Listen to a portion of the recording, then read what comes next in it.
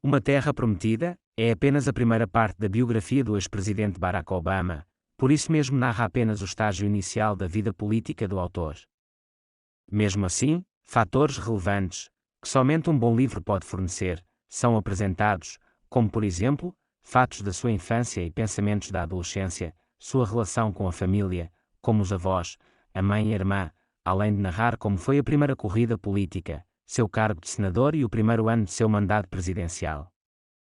O livro é dividido em 7 partes, todas extensas, com cerca de 100 páginas cada. Essas porções são divididas por capítulos, na verdade, não são capítulos propriamente ditos, apenas números. E esses números, digo capítulos, são divididos por textos. Vamos falar de cada parte em particular agora. Parte 1, a aposta. Na primeira parte de sua biografia, Barack Obama narra os principais eventos da sua infância e adolescência, descrevendo sua família, sua origem e falando um pouco sobre as 2 faculdades que cursou. Conta como conheceu Michelle e sobre o nascimento de suas 2 filhas. Tudo isso é apresentado ao mesmo tempo que Obama narra suas investidas na carreira política, alcançando o cargo de deputado e logo em seguida de senador americano.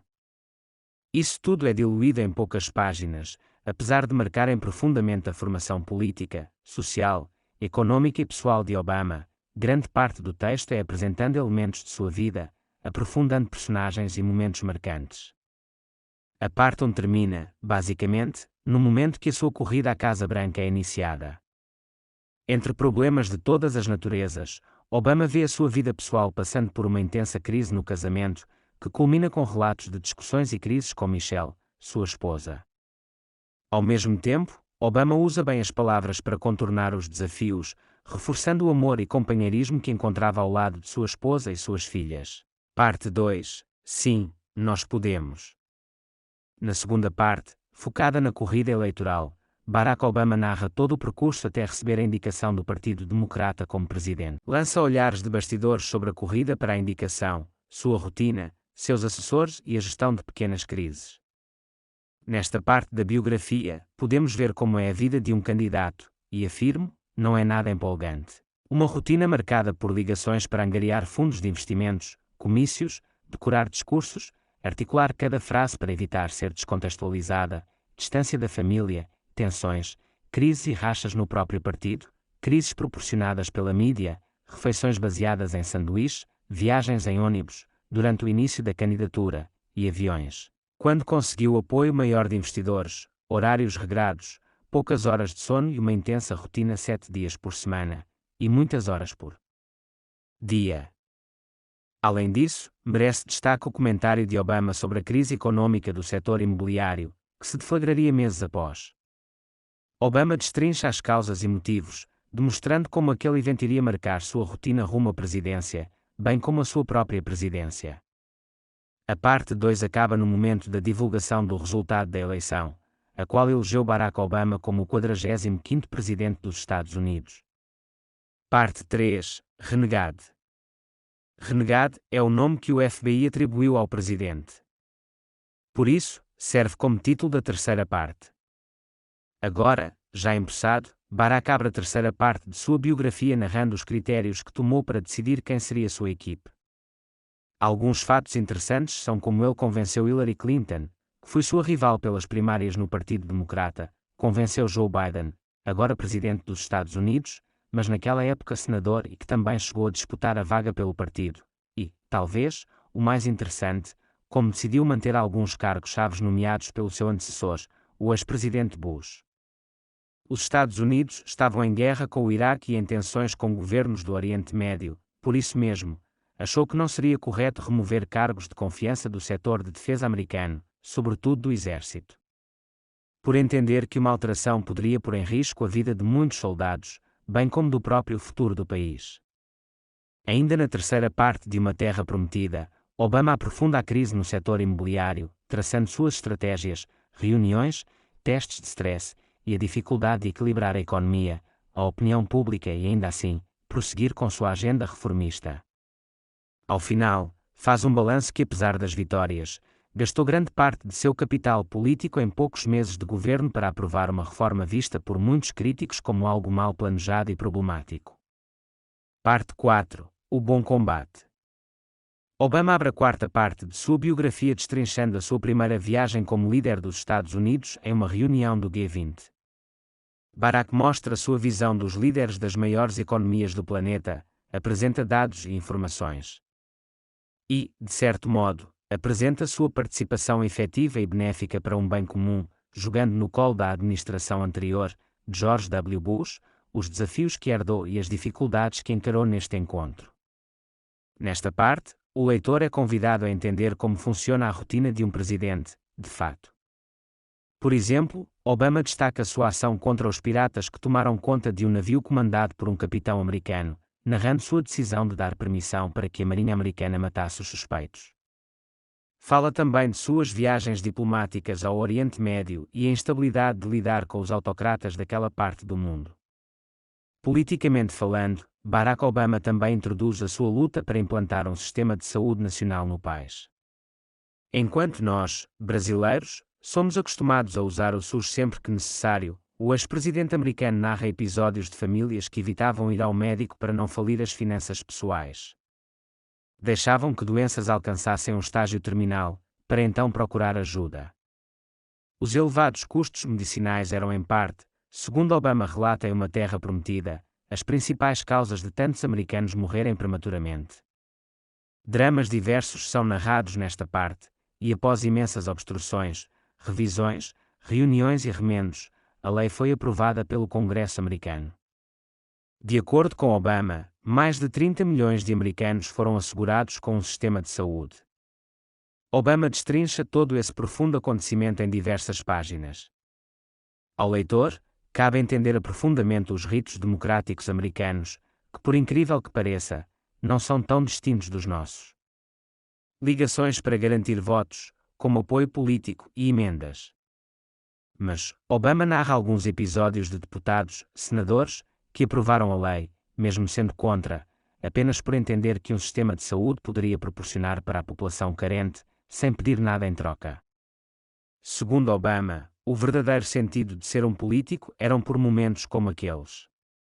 Parte 5. O mundo como ele é. Nesta parte da sua biografia, Barack Obama começa apresentando uma rotina pesada por conta do reflexo da guerra. Ler e assinar cartas que seriam enviadas aos familiares de soldados mortos no conflito. Impressiona ver os relatos do presidente com tanta cordialidade e carinho.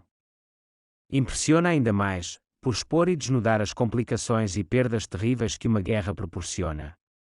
Após narrar eventos tristes, e até mesmo a necessidade de enviar ainda mais tropas para o Iraque, Obama relata que recebeu algo inesperado, um Nobel da Paz. Na percepção do então presidente americano, a premiação indicava mais uma percepção futura sobre o caminho da paz a ser seguido, do que necessariamente apontar seus feitos. A ironia disso tudo é que o prêmio foi recebido próximo aos dias que os Estados Unidos enviaram 30 mil soldados, se não me engano, para o fronte de batalha no Iraque.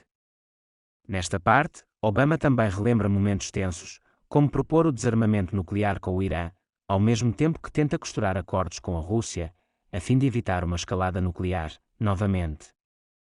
A parte 5 termina próximo ao momento que Obama narra sua epopeia para realizar uma articulação em torno das mudanças climáticas. Correndo contra o relógio, entrou de penetra em uma reunião que os presidentes do Brasil, Índia e China firmavam um acordo para não reduzir a emissão de carbono para evitar o desaceleramento econômico de seus países em amplo crescimento. Obama se articula todo e coloca os três mandatários contra a parede, falando que usará o maior microfone do mundo para dizer que os três países evitaram um acordo mundial, que beneficiaria economias fracas e em desenvolvimento, além de criar um fundo bilionário para políticas sustentáveis. Todos sucumbem e assinam o acordo, ao que se entende, pela articulação política de Obama e seu interesse na agenda sustentável. Parte 6. A toda prova. Nesta parte da biografia, Obama apresenta a pressão que sofria de seu próprio país e da mídia americana, contabilizando erros da gestão, sobretudo frente ao fraco desempenho da economia americana. São narrados episódios que mostravam a dissonância de sua visão e agenda política, da divulgada pela mídia americana. Além disso, Obama descreve duas importantes lutas, A primeira delas o derramamento de óleo no oceano causado pela explosão de uma plataforma exploratória de petróleo. A segunda é a sua luta para fechar a prisão de Guantánamo.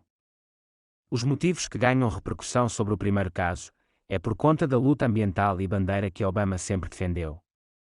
Ver seu governo no meio de uma das maiores catástrofes causadas pelo homem. Neste trecho há um longo argumento que Obama apresenta sobre a defesa de um Estado. De acordo com ele, a ideia do livre comércio e falta de regulamentações estagnou o interesse de grandes empresas que não previam um colapso, como o da explosão de uma plataforma de petróleo. Por isso, tanto a empresa como o governo estavam de mãos atadas. Foi necessário recorrer a especialistas de outras áreas para auxiliar e desenvolver um plano de ação. E, sobre Guantánamo, as dificuldades de encerrar um problema para os Estados Unidos, com diversos presos acusados de terrorismo, era difícil tomar alguma decisão que deixassem todos os americanos alegres. Para onde enviá-los? Se em muitos casos, não seriam bem-vindos nem no país de origem, quanto mais em qualquer prisão americana. Além disso, como julgá-los em um tribunal civil? Já que muitas confissões ocorreram mediante tortura. Obama desata esse e outros nós na parte 6 de sua biografia. Por fim, a parte 6 encerra com uma derrota que o ex-presidente sofreu. Após uma votação apertada, não conseguiu sancionar a Lei DREAM, acronimo para Development, Relief, and Education for Alien Minors ACT, que em suma, proibia a deportação de jovens ou crianças que foram levadas aos Estados Unidos por imigrantes ilegais.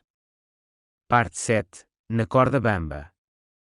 A última parte de Uma Terra Prometida é iniciada com um longo argumento em torno da questão Israel. Obama narra as dificuldades de costurar um acordo entre países, tensões e conflitos gerados.